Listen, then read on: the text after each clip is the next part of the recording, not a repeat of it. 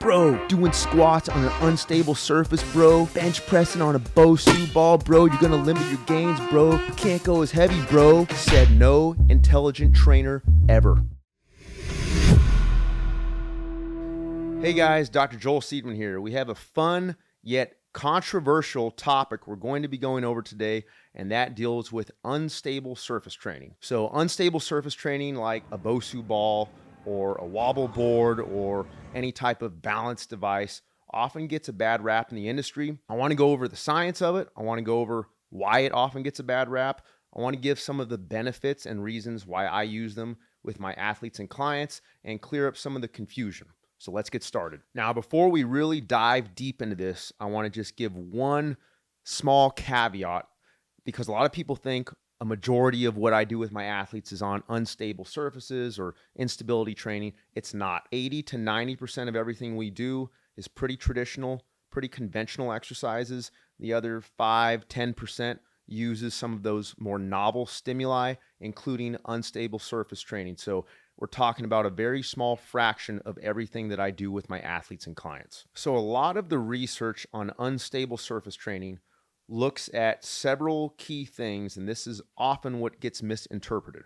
So if we look at something like a study recently done, actually it was 2021 by Zemkova in the Journal of Biomechanics, what they showed, and this is pretty common with a lot of the studies, is that power, peak force, ground reaction forces, and velocity of movement is reduced or less when you perform movements on an unstable surface compared to traditional surfaces. That's something I honestly could have told you before these studies were performed. Nobody goes into a session with BOSU ball squats thinking, hey, I want to crush my quads and crush my glutes, so I'm going to overload my squat on a BOSU ball so I can get more gains and more hypertrophy and bigger strength gains. You could try to do that, but that's not going to be the ultimate purpose. We're looking at more subtle characteristics and biomotor properties of movement, such as stability, symmetry, intramuscular stiffness, not just whether or not we're producing more force or whether we can handle more load or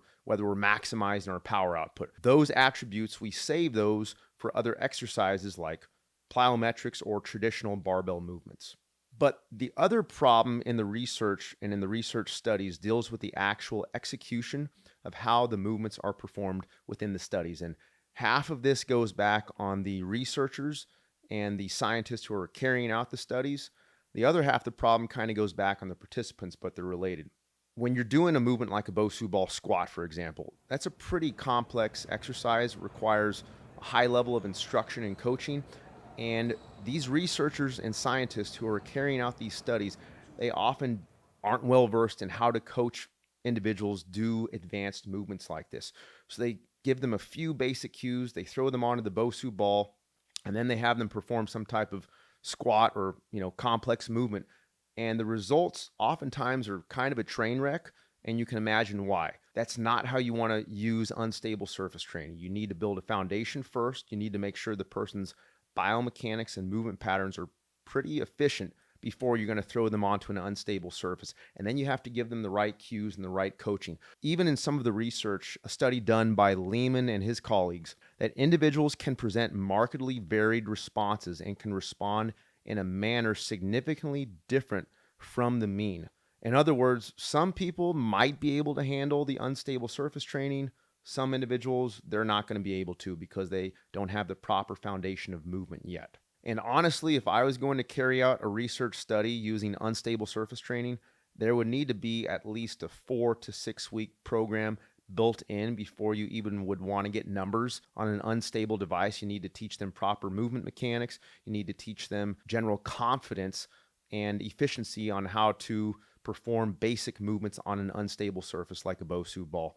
So I want to now jump into the 10 benefits of unstable surface training and explain why these are pertinent, not just for athletes performing at a high level like collegiate athletes or professional athletes, but even for powerlifters or bodybuilders or just weightlifters, because some of these benefits here, they have big transfer and carryover into foundational or traditional movements. And that leads us to the first point. Unstable surface training is incredibly valuable for the feet and ankles. And in fact, a new study done in October by Tan and his colleagues. And basically what they found was when participants performed movements like squats or single leg stands or different type of balance exercises on a BOSU ball, they found that the activation in the lower leg, particularly the tibialis muscles, the peroneal muscles, and the calves, and even some of the smaller muscles around the foot and ankle complex, there was markedly greater activation in those muscles around the feet and ankles. And this is a huge finding because unstable surface training, things like a BOSU ball, things like a balance board, they can be invaluable for athletes and even for individuals just trying to improve their balance and stability. Strengthening that foot and ankle complex is huge. And as I mentioned earlier, powerlifters, bodybuilders, weightlifters, if their feet and their lower leg are stronger, they can create more torque into the ground, which means they'll be able to handle heavier loads more safely and more efficiently. And actually that activation travels up the kinetic chain because all the research on foot and ankle mechanics demonstrates that. So you're actually going to get more firing and activation of the bigger muscles of the quads, glutes, and hamstrings once you teach your body how to fire the feet more efficiently. Even from an injury standpoint for athletes, whether we're talking about ankle sprains, Achilles tendinopathy, Achilles ruptures, having strong feet and ankles and all those little muscles around the foot and ankle complex is so important. So we can see the value in this type of training. Real quick before we move on, I just want to reiterate one of the differences in this study compared to what we mentioned earlier about trying to maximize or power or ground reaction forces. These studies that I'm listing here, what they're looking at is more subtle elements of movement and muscle activation and properties that are going to be absolutely key for athletes. Point number 2 of why unstable surface training is beneficial deals with core engagement and muscle activation of the upper extremities. So in a systematic review and meta-analysis in 2024 by Batista and his colleagues, they showed that EMG activation of the pectorals and the triceps were actually significantly greater in the group that did unstable surface training, or when an unstable surface was added to something like a bench press. And again, if you're activating the muscles more effectively, well, guess what? That's going to set you up for more muscle growth. But something else in this study that was interesting is they did find that the level of muscle activation in the lower limbs was pretty similar between unstable surfaces and traditional surfaces. But what's potentially more valuable in this study was what they found with core activation. What they found here was that EMG activity of all the core muscles, that includes the external obliques, the internal obliques, the rectus abdominals, the erectors, the muscles around the low back, all of those muscles that surround and protect the core and spine, those activated to a much greater degree with the unstable surfaces compared to traditional surfaces. Now, I know that might not always be the goal, but sometimes or periodically throwing in movements on an unstable surface to teach the body how to engage the core during a movement like a squat, that's going to have huge carryover for when you actually go back to traditional squats or traditional deadlifts. Point number 3, we want to look at the cognitive benefits of unstable surface training. There's a few studies here to look at. Basically, what they wanted to do was examine the cognitive differences or level of cognitive engagement in groups that did unstable surface exercises compared to traditional movements, like basically a squat on a BOSU ball versus a squat on a traditional surface, and examine what's going on cognitively. A study done in the Journal of Cognitive Enhancement showed unstable devices increases the coordination demands and could thus lead to increased cognitive engagement during acute resistance exercises. And then similarly, if we look at BMC sports science medicine and rehabilitation, it showed that the use of unstable devices can increase the cognitive activation and effort during acute bouts of resistance exercises. And all this, what this is saying is basically that when we do movements that have higher level of mental engagement or cognitive focus, it actually helps to create new neural pathways, and it actually strengthens some of those neurological connections. And it's one of the main benefits of exercise in general. And what it actually does is it improves cognitive reserve, or basically resistance to cognitive damage. And this is huge throughout the lifespan, whether you're an athlete or whether you're 70 years old and you're just trying to improve that cognitive health and cognitive function. When you're performing movements that are more mentally and cognitively strenuous, you're actually strengthening your cognitive abilities, just like you're strengthening your muscles when you perform heavy movements. Point number 4, we want to look at full body tension.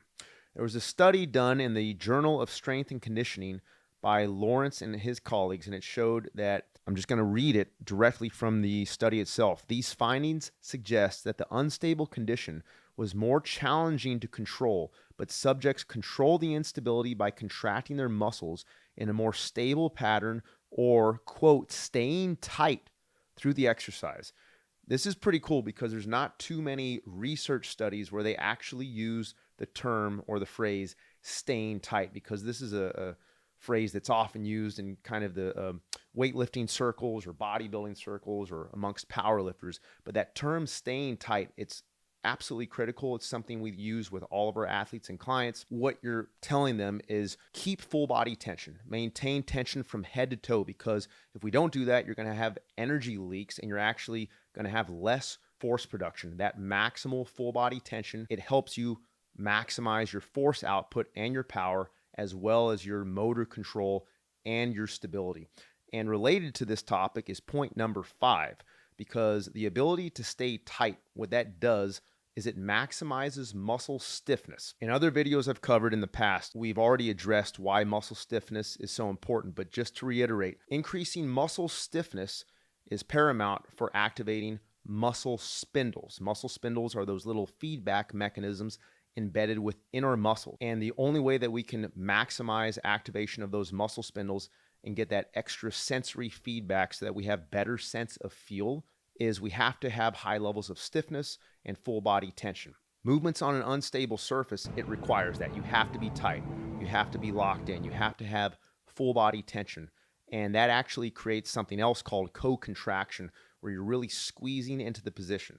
Because if you're doing a movement such as a squat on a BOSU ball and you're not actively squeezing into the bottom of the eccentric, you're probably going to lose your balance. So all of these things add up to basically telling us movements on an unstable surface increase stiffness and muscle spindle activation, which increases our sense of feel or proprioception. On to point number 6, unstable surface training inevitably forces the lifter to perform the eccentric or lowering phase of the movement with more control.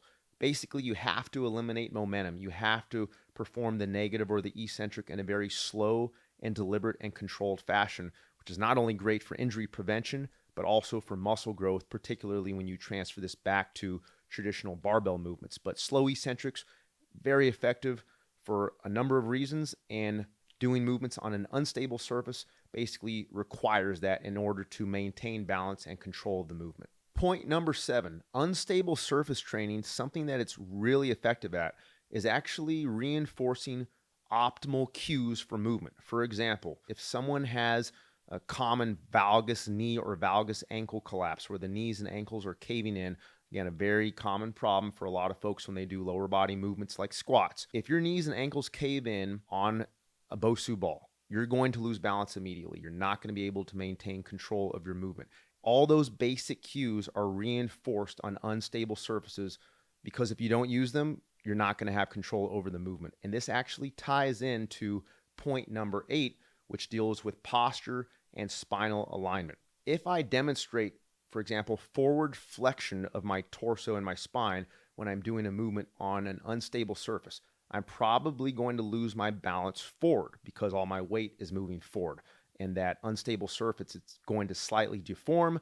My weight's going to shift forward, again, losing balance. Similarly, if I lose core activation and hyperextend my back and pull back too much with my hips collapsing forward, I'm also going to lose balance, likely backward.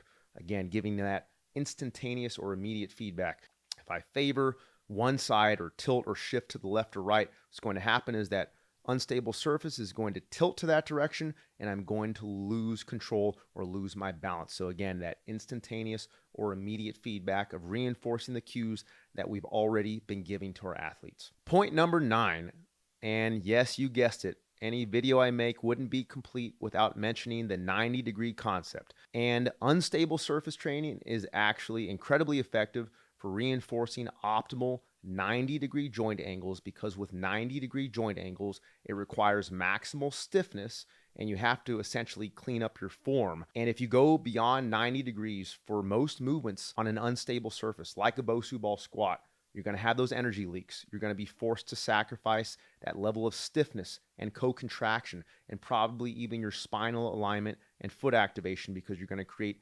compensation patterns. As a result, you're going to lose balance. The movement is going to become sloppy. And again, it's giving you that feedback right away. If you do these movements with 90-degree joint angles and 90-degree eccentric isometrics, you'll probably have pretty good control, or at least give yourself a better shot at dialing those movements in. And I've already covered why we do 90-degree joint angles on other videos, and we'll have those links below.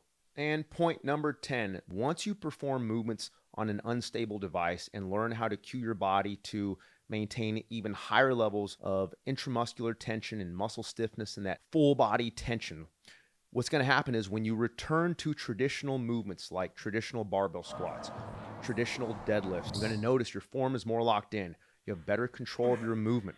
Your feet and ankles are going to be firing more aggressively and squeezing into the floor. Your commitment to those perfect posture positions and that high level of core activation and applying that to heavy barbell movements, it's going to actually allow you to perform those movements with heavier weight, more control, and higher levels of muscle activation, resulting in more strength gains and more muscle growth. So we've covered the science and the benefits of unstable surface training. And now I want to give a few quick pointers of how to actually implement this into your training regimen. Point 1, make sure you master the foundations first. If your form is sloppy with traditional barbell and dumbbell variations, when you get to unstable movements, it's going to be even worse. Point number 2, start with really mild instability. We're talking like a cushion or maybe like a stiffer foam surface, something that just offers just enough instability where you're required to activate those stabilizers, but it's not so unstable where you're going to be continuously losing balance. Point number 3, make sure you start off with lighter loads. Don't just jump into this. I even recommend starting with basic bodyweight movements. Start with a bodyweight squat. Start with a bodyweight hinge, a bodyweight lunge. Get comfortable with those, then gradually add very light loads. And I recommend starting with dumbbells first before you move into the more advanced barbell versions. Point number 4, use it as a self-diagnostic tool. If you're struggling to figure out what's going on with your form, or maybe you're concerned that you're favoring one side or you're shifting or you have a compensation pattern, perform your basic movements on an unstable surface and see what happens. If you're favoring one side, you're going to find out pretty quickly because you're going to feel your whole body tilt in that direction. Point 5, use unstable surface training as a way to prime your central nervous system before you perform your traditional heavier movements. In other words, you can use it as a warm-up or a way to really fire up your nervous system and wake up all those stabilizers so that when you actually do your heavier barbell squats or your heavy deadlifts, all of your muscles around your feet and ankles, all those smaller stabilizers are aggressively activating, and you'll probably be able to go heavier on those basic barbell movements. Point 6, use unstable surface training for your recovery days. You don't really need to do BOSU ball squats on a heavy leg day. Save it for a day where you're trying to deload, or maybe your body's feeling a little bit beat up, but you still want an intense workout. You still want to work on your form and your technique, or maybe you're just looking for a workout that's going to fire up your stabilizers and work on motor control and stability and balance. Well, unstable surface training is a perfect tool to implement on those days. And last but not least, point number 7, use unstable surface training sparingly. I know this whole video is on unstable exercises and unstable surfaces, but it really should not make up the majority or bulk of your training. When we use it with our athletes, it makes up a fraction, probably 3 to 5% of the athlete's total training volume. And again, it kind of depends on the weaknesses or strengths of that athlete or what we're trying to address with the athlete. This is in addition to all the foundations and basic movements. It's not going to replace the foundations. And to kind of wrap up this video, I want to give the 3 most common reasons why people bash unstable exercises or unstable surfaces.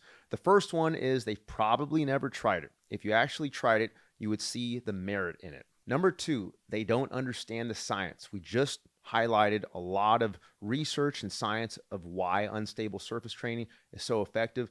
And if you're still stuck in this whole idea that it doesn't maximize your force production or your power, then you really don't understand the science at all. And the third and final reason why people bash unstable surface training is because, unfortunately, they suck at it. If you work on mastering your body mechanics, you work on those 90-degree eccentric isometrics like we've talked about, you fine-tune your foot and ankle mechanics, your posture, you eliminate those imbalances by cleaning up your form generally on foundational movements. Then when you come back to things like a BOSU ball squat, for example, you'll actually be able to do it with much better control, and then you'll appreciate these methods for what they are, and you'll see the merit in unstable surface training. Hey guys, thanks for watching. If you like this video, check out this other one. I think you'll find it just as informative.